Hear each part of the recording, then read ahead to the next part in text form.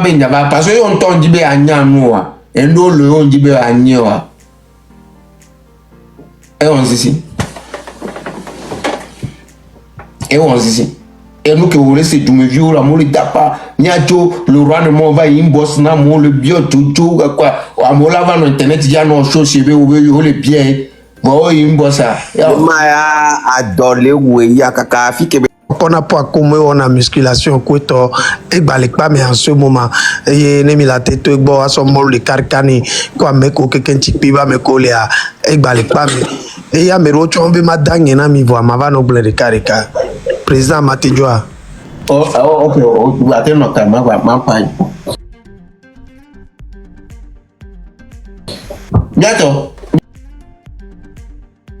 bientôt mille quoi à me ba poto le pas mais a jare ya le wa ma c'est kem le temps wa mari et a bosso de donc bon et si gavire les dons bon on be kakana gekumba nyanja ba jova tikone cha mais les comme c'est si gavire le hion et de na gâteau one two et on be bosso on me chama ni obe bosso yo le fifia miami le ende me kemi créende yo le ame potio o le afide o le kakanegbe mudo va juger mais yo o glombo kebe o tati o alors le coupable alors le non coupable yo la pobo be nyama voyo bo c'est internet le ta dynamique quoi abeto internet c'est oba beto toi chien o baba nanai mais java si live ben java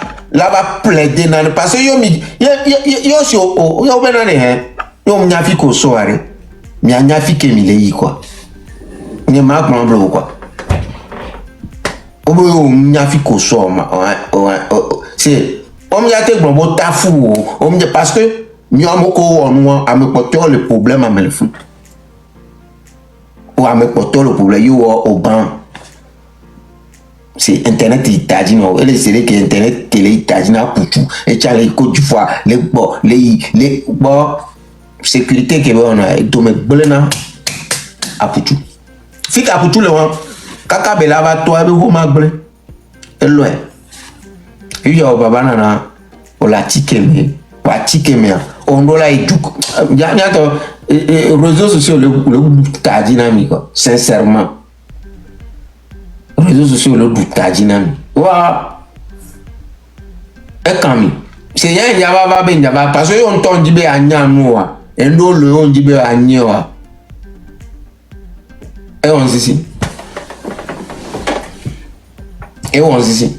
et nous que vous laissez tout me vieux la moule tapa niacho le roi ne m'en va il bosse na mon le bio tout quoi à mon lava no internet il y a nos choses chez vous le bien. Bon, il me ça. Maya adore oui, ya kaka fike belewa ne pas Égypte ntajalayi fike ne malewa ne pas Égypte chalayi lo alors Maroc président ouais Maroc comme on a visé Maroc ya lewa ne ma fike belewa parce que alors que dit ya toi Italie balo quoi Italie ado Schengen mais quoi chale à mon Europe mon doyanto. Donc, on va les 10 Europe, mais les 2024, mais qui est jado et viochi, là, sont acquis, vous voyez, mais va les 10, on a mettons la fiboa. Il faut savoir que, et blé-kéké. Bientôt, à moi, il y a un amoko, donc, au fond, du vana, on doit le va quoi, mais on le dit, ouais, ben, intérêt, qu'on va débat au bois, au point sur la ponde, kaka. Nous va au plan à débat, ou, mais à débat au bois, ça dossier, non. Kebe a débat au bois a débat au bois non va débat au bois et du fin ne daji a ne va pas jurer des mains mais dans et du fin de 500 000 non on va les blena débat a débat sur 500 000 à sonner jour de no donc quoi a débat les yovo de quoi débat le kwame on laisse combien jour a débat sur 500 000 bien avec toi banan faire un tour de sur 300 000 on a été imaginer des vieux toi banan faire on va non oh ben non il y a les gogo à débat non on va les femmes na débat c'est elle va les dire quoi elle va les se plaindre la débat au bas ade nya do to me na de ba va de ba amate no traîner quoi Amérique la be du fait ko to no ele jede ya e be so 500,000 ne be na de vie on vit tangue ya be to agbana faire e gbe me nya to agbana faire ano on vit be do de vie are ele gbele ba gbe me internet le gbele servo be ne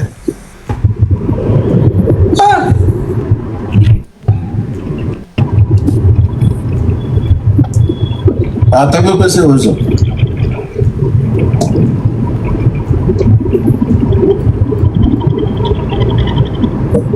Agora coisa, oh não vai até ter ẹ̀yìn abọ̀ ló fún sí o látọ̀ ndọ́là rẹ̀ mi gbà náà rà ndọ́là rẹ̀ mi gbà náà mi àrùn bí ó lè dó hèlìhèlì mi á ṣe mi á yọ́pọ̀ mi àbẹ́ fìdí ọkọ̀ mi wá mi àtọ́pọ̀ mi léjì mi àbẹ́ fò tọ́pọ̀ mi léjì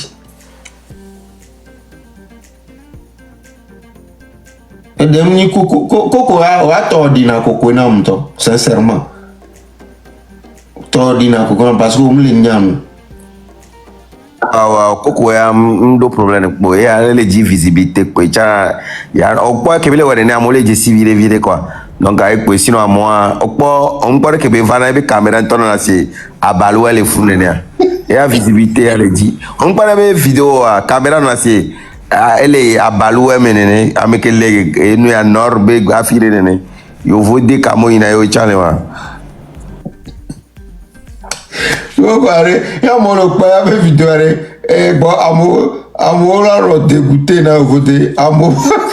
même ghetto window channel Raoul on topo fiko le cadre que mo le funu wa opo ghetto vi o video de po di o de po ale homia e ve no na guarantee la no se ele na bo de view ngwa do en view koko ya na de o video a o ma yi o de gbero la bin ka ya le funu parce que en même temps ele a redada pas possible mais Conquero jaelo do chanka o megbana ale fun Conquero be dossier ale ne da jare ghetto vi de va de ma tim Conquero play yo de o dawa o mu Conquero o nyanke Conquero ne Conquero e branché na me ke o humane o le se ko donc Conquero le fun marionnette et ntom le so le chercher e be dossier on to le nyagba bliba le fie en to so le chercher donc comme ghetto le encore vide e cha so na pe na de vieux 200,000 300,000 so na homa no ko to e na cha le fun sino en to le fun so le chercher grave en to mdo khore Conquero mdo khore fun la te imaginer bena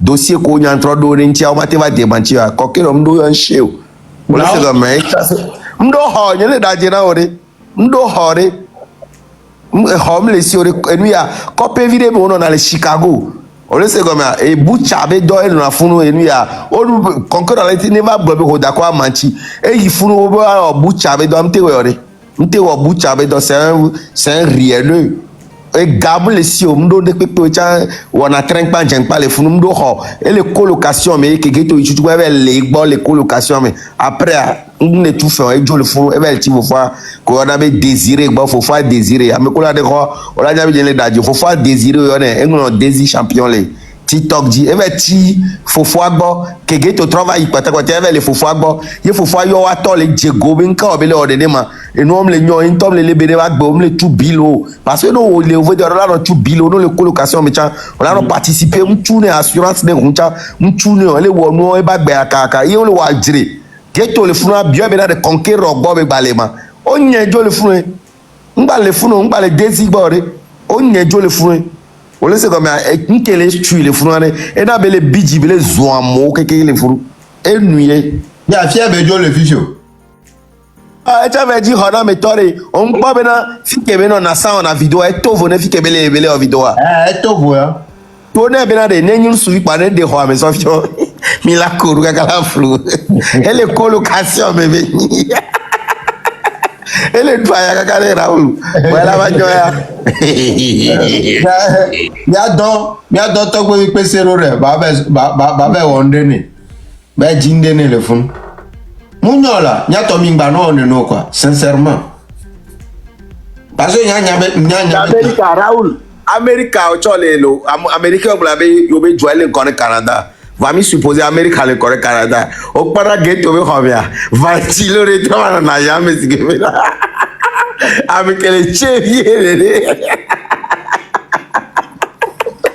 On l'a dit maintenant, et tu es daté quoi.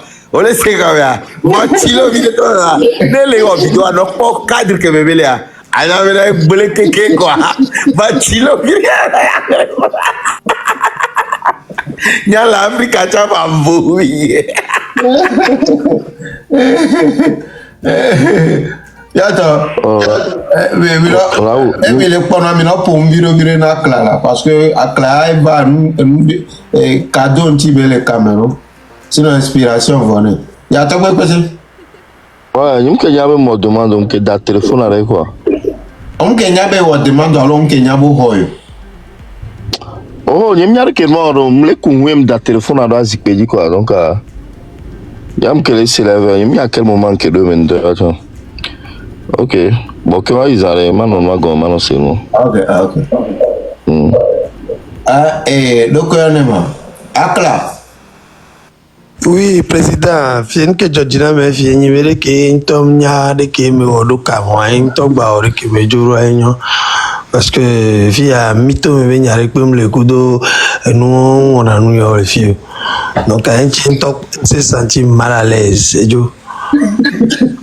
Ouais, président au pas comme le blora le caméra. Non blora no pour nous virer là, la caméra virer. Mais non pour les filles, ya mano nero da no gbe yo npa.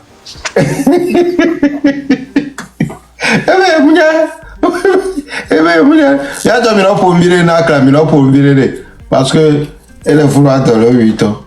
Mi ato, mi mjaba pero ame ojo are. Mi ka cha mo. Parce que nyanu ke zaga ono kuto o zaga défendre gbogbo nte. Zaga défendre gbogbo nte. Nko una na ipola u jibi awa tiri kwa mesiame. O ba dapa banu ame o wajiri. Ame o wajiri. Ame o wajiri. Ame o wajiri. Ole bio. Tai artist ko yonyo. Hein?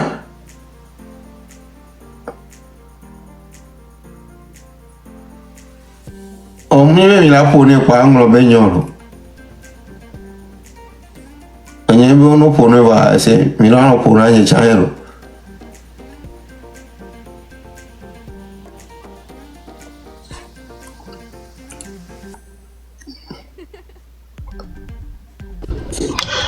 Ouais, mais là, Raoul. Ah. Bah, alors, t'as pas le dur, mais Akla toujours, caca, quoi. À mes 5000 là, c'est un cas, quoi. Un mentor de fondor. Ils arrivent.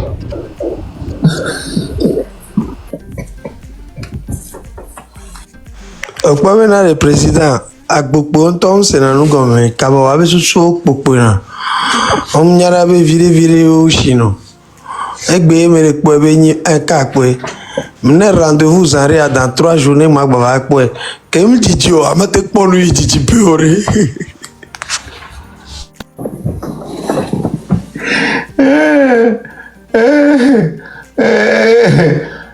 Yato. Nous donc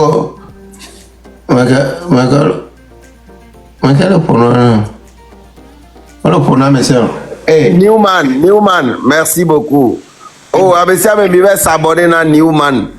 Oh, il est vraiment gentil. Et avec pour monsieur me. Oh, il est vraiment gentil. Amoureux Léo, l'homme tellement une nation. Newman, toi tu es vraiment gentil. On coupe chaud pour monsieur me. Amoureux, nous sommes vraiment c'est la bébé. Bébé, on a d'accord de visibilité. Eh, donc, on va se bébé. Mais quand on veut pour nous, d'accord. Newman. Mais quand on oh, on tient une décision de voir combien pour cadeau na maman d'acpene. Newman, donc le commentaire est bien s'abonner na OTT, ma s'abonner na oui. Le commentaire est bien s'abonner na Newman. Ameke pour cadeau à le commentaire est bien s'abonner na s'il te plaît. Tu es vraiment gentil. Ah, Nyato, sincèrement, mais Fifi Mila, tu t'es à me roller, pareil. Mais c'est. Mais à tout le nom, quoi. Parce que mi le gbɔn bɛ ban parce que zanrɛ la gbele lamɛ agbɔ zanrɛ la gbele lamɛ agbɔ zanrɛ la gbele lamɛ agbɔ zanrɛ la gbele lamɛ agbɔ zanrɛ la gbele lamɛ agbɔ.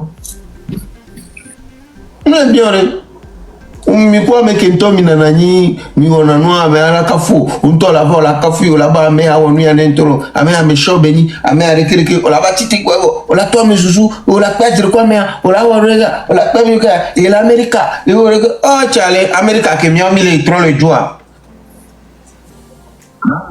Jɔya dza dɔ me dzi lo amugbalẽ na nu kpe ɖeko mi dzo nɔ yɔ mea nɔ yɔ ŋkɔ ma wa ta la kuna mi o janti ɖeke o merci na donateur o keke lo. O d'accord ɖe ko kpɔ baba nana bɛ nya o. Baba nana ma nɔ honnête na wa ame ɖe be nyanya ŋkife ne ebe arrestation nyawɔ video be na ŋgba arrêté o nyanki sɔ be na de eɖo nyaku particulier ne ma te me na me avi de voa mba le kpɔ be gouvernement be nya ye ne gouvernement ŋutɔ nya be na ne nyam be ma do no me adaka ye la ƒote agba ye zerika to donc aye ma te wɔ politique o donc anke kpɔ ma gblɔ ne nyi courage ne nyi gouvernement va ne nyi individu gbalo be diffamation be arrêté baba nana akpɔr ke ma gba diffame ame le nya me da va ne nyi gouvernement ya ne ma te wɔ ne gbogbo nsenya le limité. Oui, déjà Raoul, leko, eno le nyere. Non le nyere. Voilà, mais là, baba nana, o baba leke a, sinon ni somi no Jamie be live me a. Non de mon téléphone be frère e bo muli ode. Allez. Déjà Raoul. Yeah. Salut les frères. Salut. Ouais, je peux intervenir un peu. Encore. Mais s'il te plaît, tu connais Baba Nana, tu es proche de l'histoire là, s'il te plaît. Voilà, c'est de ça que je voulais. Merci, c'est français quoi. Nyabe, eba mouehan, et dis-nous tout. Français, ça ne va pas bien. Mina aussi. Mais comme Baba Nana, lui-même français là, c'est nyama nyama, on aime ça, on adore. Actuellement, Baba Nana n'est pas dans les mains de la gendarmerie parce qu'il a insulté les gens. Actuellement, Baba Nana a 17 plaintes d'abord, mais on n'a même pas encore touché un de ces plaintes. Ce qui est que 2014, notre leader nous a créé un parti national panafricain, PNP. Et surtout, son mot d'ordre, c'est Asigbalo, nous y pacifique quoi. C'est ça. Et nous tous nous sommes dedans. On travaille ensemble pour la sensibilisation, pour la mobilisation, on est là, on fait tout. On est ensemble. À un moment donné, bim, il y a un individu qui est venu, qui a mis sa bouche dedans parce que c'est que lui aussi il est un combattant quoi. Donc ils vont aider les enfants. C'est-à-dire pour les motiver pour la lutte quoi. C'est ça. Maintenant, celui qui recrute les enfants vers Sokodé, c'est Baba Nana. C'est qu'ils sont beaucoup quoi, ils sont en train de sensibiliser les gens. Actuellement, il n'y a aucun partisan de PNP en prison. Il y a les prisonniers des tigres de la révolution. C'est que révolutionnaire, ça veut dire tigre de la révolution. Son leader est à Belgique. Bon dirait Raoul, Dassi est là à expliquer ça. Bon dirait Dassi. Vas-y, monsieur. Vous voyez? Leur leader est en Belgique, on l'appelle Madjidou Taïga. Maintenant, nous tous, on était ensemble, on travaillait sur le mot d'ordre de notre parti pacifique, Asigbalo, nous y et on continue dedans. Mais ça ne les arrange pas. À ce moment, j'ai ces vidéos hein, quand il insulte monsieur Ford. J'ai ces vidéos ici. Maintenant que la Pacifique ne marche pas et ils ne peuvent pas continuer dans la Pacifique, donc ils vont mobiliser les enfants pour les aider à révolter. Bon, révolter comment? Vous voyez ce qui s'est passé. Maintenant, lui, il a mobilisé les gens vers Sokodé, dans sa maison même. C'est là-bas on a préparé les médicaments, les faux gris-gris, les quoi, pour donner les enfants de venir faire révolution à Lomé. Maintenant, on les a captés et tous. Ceux qui viennent du nord, on les a captés vers Tchévier, Davier. Et il y a plein de personnes dedans qu'on a torturées jusqu'à ils sont morts actuellement. Il y a plus de 99 personnes qui sont en prison actuellement. Déjà, c'est lui qui est le financier, c'est-à-dire en passant par Taiga. Maintenant, quand on l'a arrêté, il y a certains parents qui sont arrivés là-bas. Vous voyez, non? Il y a certains parents qui sont arrivés là-bas parce qu'ils savent depuis là, quand c'est commencé, ils savent que les financiers, c'est celui qui mobilise les enfants, c'est là-bas. Monsieur, excuse-moi, Raoul. Et problème vite fait les nani. Et j'aime le contre Nyakame le blanc. Va, n'dibe anyanyo bena amere latino et que to colio melanie ne mine babana na chafa. Ole c'est comme donc à nous qui camé les blancs, les blancs les dajalo les tonya ova et les pompo et les neba vie quoi. Bon, et nous qui là c'est Je Je suis pas en train de donner mon avis. Je suis en train de dire capitaine 5 étoiles, j'arrive. Après, faut parler après, je vais retourner. Et nous, comme le dit là, bon, si c'est ni dès que d'accord le blanc, elle a tenu baba nana, et nemi de la va pompore qui a et jouer les sénuits à les filles, mais 5000 les filles. Donc, baba nana chaba me qui n'y a vérité à ne jo voit la va camé. Donc, en que au d'accord le dit. Ah, on l'a sensibiliser. Population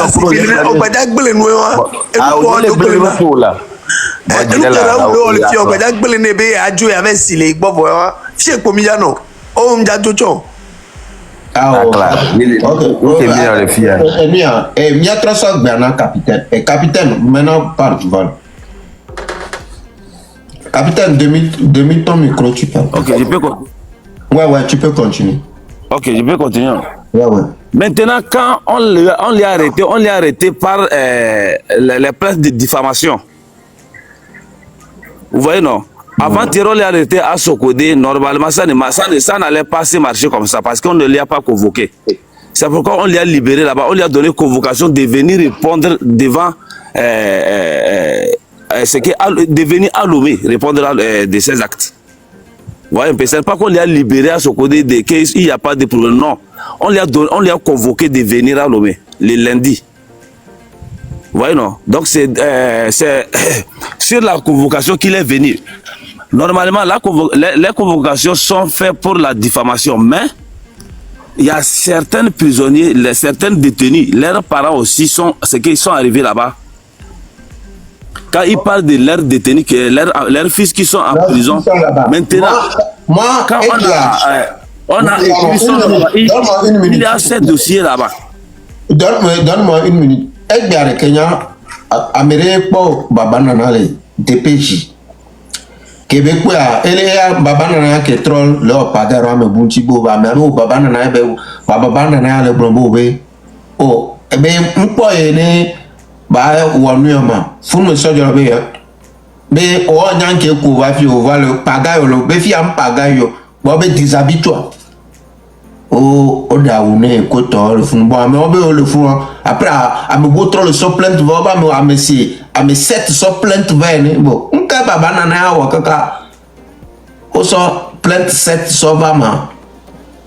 Pas ma belle, non, à moi le va coup plainte, ya, à moi le va, et bien, le fond, on est un an qui veut plainte. Donc, il y a un camé à l'école, 17 plaintes.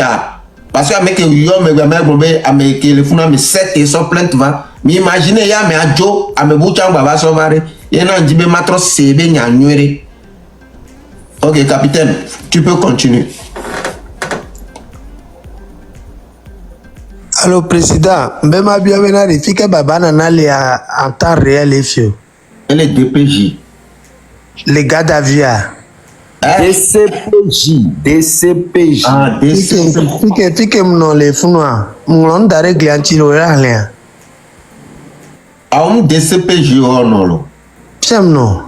Amu kele no asigame be mbodo funwa de la sigame malu bo enua yo no malu bom no malu anti ganka loko awo eni ala wow no de pe po abon kengwe nya nko wangwa to nyao sûreté ono sûreté no justifique me nyina miale OK mle kame OK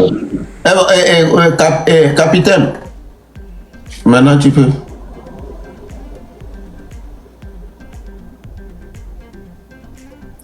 Attends, mais que les filles les baban à part capitaine.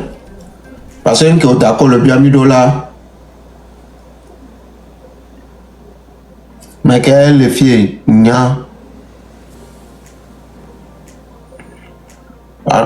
un star, on level au moins les on gagne à avoir taper des autres mon Dieu.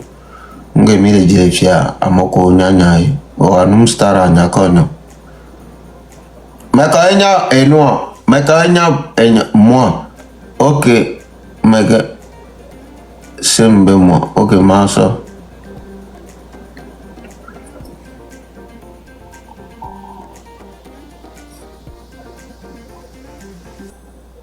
Aujourd'hui, on demande Google.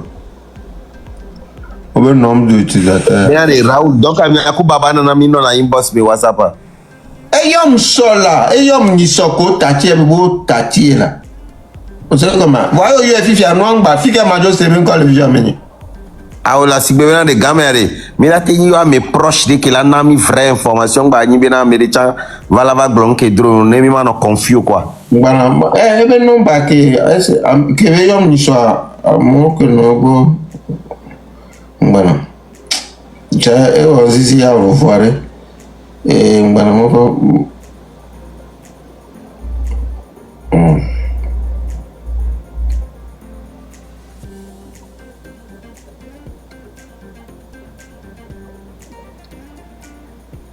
dites.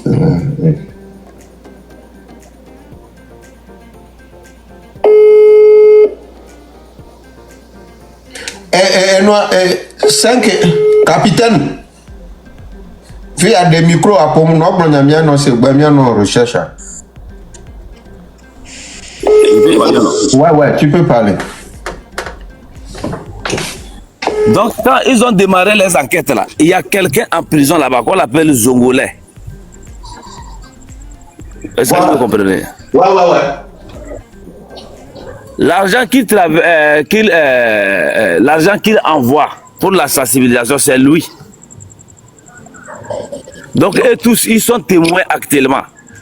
Il y avait son nom, parce que quand on voulait parler, de ça, il y a son nom dedans. C'est pas parce qu'il a insulté les gens qu'on l'a arrêté ou bien quoi, non. C'est que c'est la mobilisation de 2018-2019 vers, comment on appelle ça, pour la révolution des tigres de la révolution. Actuellement, il est là-bas à cause de ça. Demain, on peut lui juger pour ça et terminer pour les plaintes qui lui suivent. Vous voyez un peu? Parce qu'on était ensemble, c'est nous tous qui ont démarré. On était ensemble sur WhatsApp, c'est nous tous qui ont démarré. Mais c'est ça qui nous a séparés. Depuis 2019, c'est ça qui nous a séparés. Et ils sont là pour tirer de la révolution. Nous sommes là. C'est que pour le pacifisme, quoi. Donc, actuellement, toi, tu es où? Voilà. Moi, je suis en exil. Bonsoir la famille. Moi, je suis en exil. Bonsoir la famille. Dans quel pays? Non, moi, c'est que je ne peux pas dévoiler où je suis comme ça. Non, ça. Est-ce que je suis pas Togo. Ok. Est-ce que tu trouves que c'est normal que tout ce qui s'est passé là, le jour, le lendemain, ou bien 2 ans après, 3 ans après, Baba Nana quitte pour venir au Togo, faire vidéo, promener? Est-ce que tu trouves ça normal? C'est moi, c'est Abeto, c'est Nyandola, il va défendre quoi. Endola. Parce que histoire Baba Nana, histoire Nya que Baba Nana, il prison. Quand on collecte non a fou, il y a parti que le blanc, il y a que nous et Dinarai.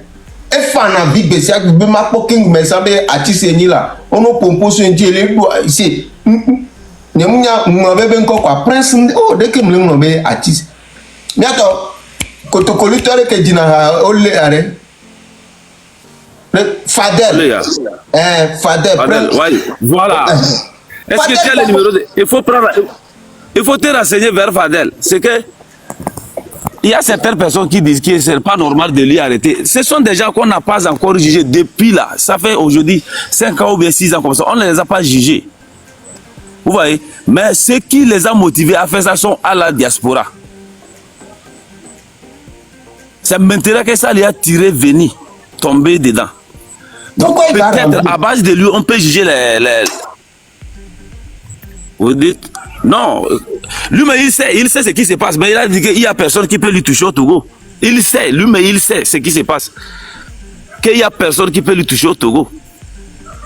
Vous voyez un peu. Donc lui peut sortir, faire tout ce qu'il veut. Donc,